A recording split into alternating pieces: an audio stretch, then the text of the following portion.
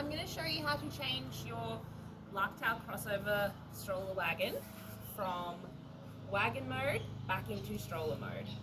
You can leave this on when you do that, and you can also leave the pull handle on when you do that. So we'll start with the pull handle. You just tuck it down like this using the little white button out the way. You'll need to remove your second seat, which involves also unclipping it here from the frame in order to get it off. So it has got two little press stud clips. Now, I guess you'd call them anchor straps that are clipped in down the bottom, just so that the seat is more secure for your children. So you have to remove them first so that you can pull the seat off. Whew. They are very sticky.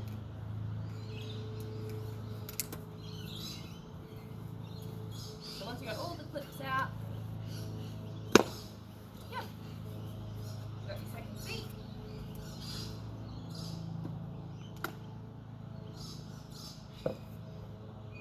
Okay, so the next thing you do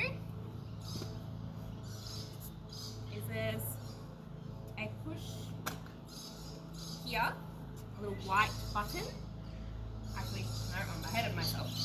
There's a push here, two white buttons. So what you need to do on this big handlebar is you need to pull them back and rotate them. Otherwise, when you push this big middle button here to adjust it,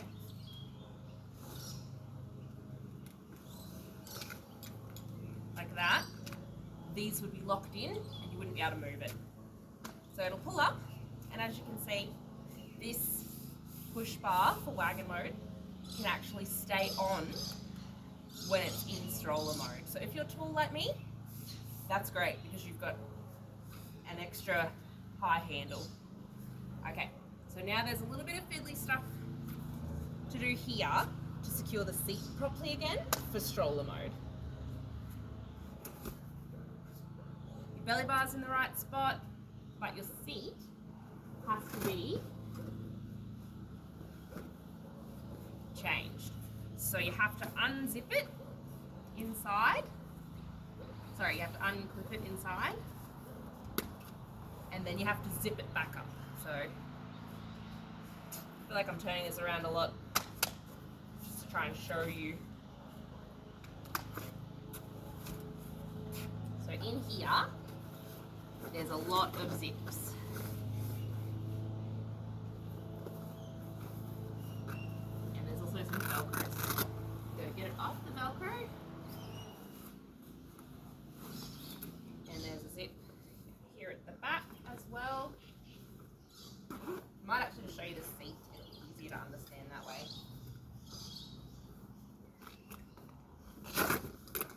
If you're regularly going to be using this stroller for two kids, I would just leave it in the wagon mode.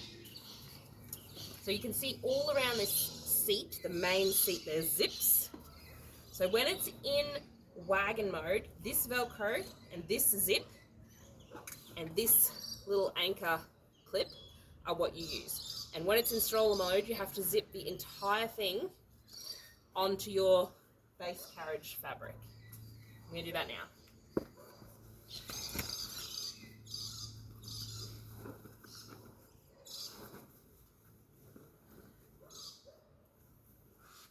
Find where the zip starts, down here.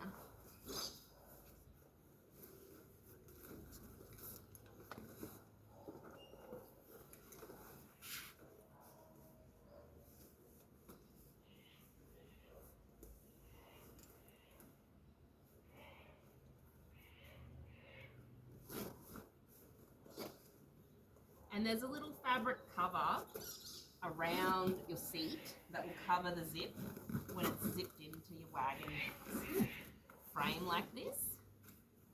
Okay. Now, this is not fully finished yet. You need to make sure your little frame underneath is clipped up properly now that you can see it.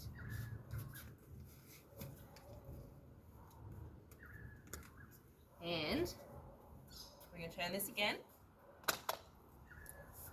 from behind because it's a bit easier to watch. Now there's some clips at the back you're going to need to attach so that your footwell comes up and supports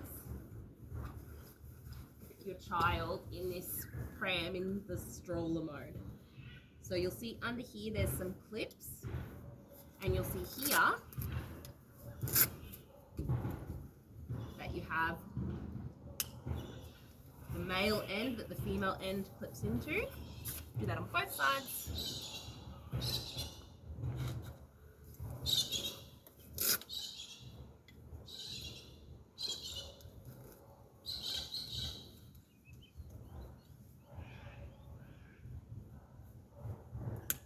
Okay, so that's starting to get that recline and that footwell that you need. There's some more clips here. Now these ones bring the footwell up. You can see it almost looks like a reverse harness, like a 3-point harness clip.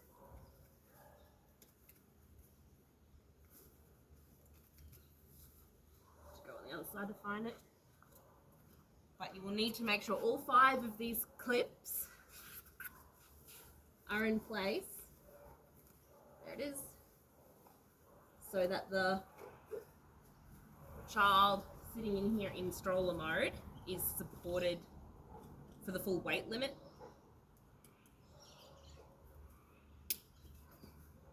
You'll see when I turn this around what I mean. So these here, I cut these when we first unboxed this wagon,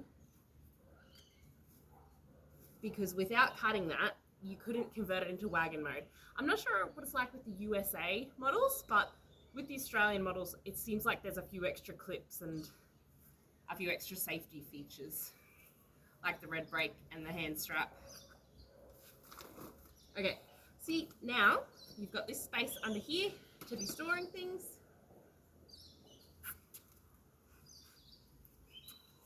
And when we turn it around, you will see that the stroller now has the ability for your child to lay down, have their bum properly supported in the seat, and this is where they can put their feet here on this bar. And when you have a look from the back, you can have a nice recline for your baby, or you can pull it up for your toddler.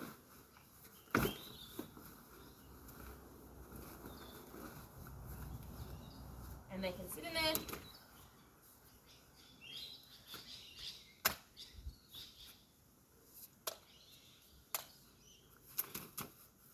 Just like that. Bum here, seated there. They've got their snack tray, and that removes very easily. You just lift it and wiggle it. You've got your belly bar, which also removes quite easily. Now, I think you can leave the belly bar on in wagon mode. That's up to you, you don't need to. It's just got some little press buttons here to get it out.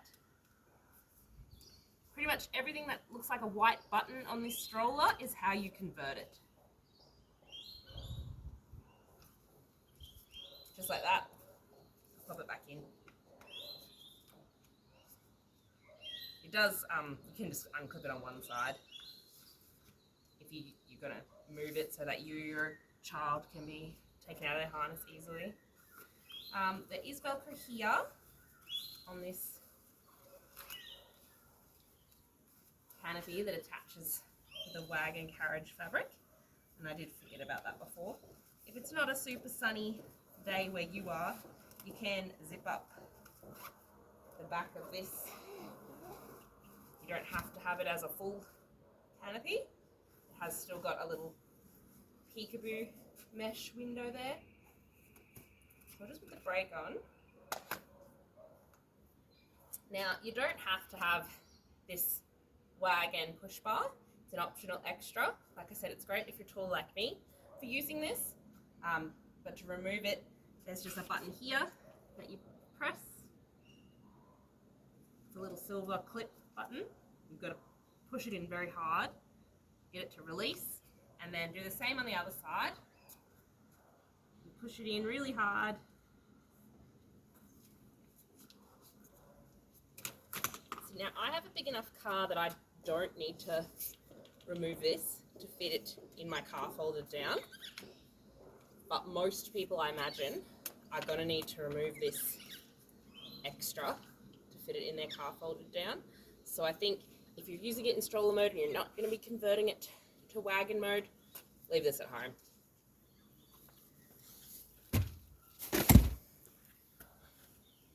If you have any questions, just put them in the comments of the video.